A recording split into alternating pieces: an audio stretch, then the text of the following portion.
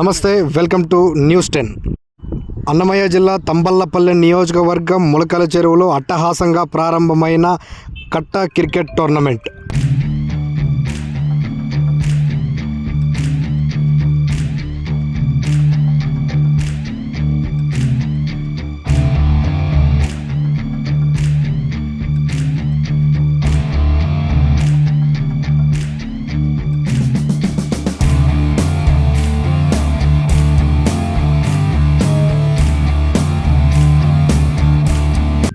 ములకల చెరువులో గురువారం నుంచి సంక్రాంతి పండుగ సందర్భంగా టీఎస్ఎన్వి రాష్ట్ర ఉపాధ్యక్షుడు, తంబళ్లపల్లి నియోజకవర్గ టీడీపీ నేత కట్టా దొరస్వామి నాయుడు ఆధ్వర్యంలో జరుగుతున్న కట్టా క్రికెట్ టోర్నమెంట్ అట్టహాసంగా ప్రారంభమైంది.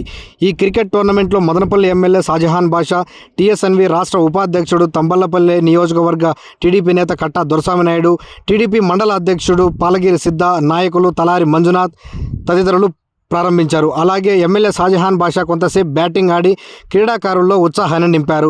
ట్రోఫీని ఆవిష్కరించారు.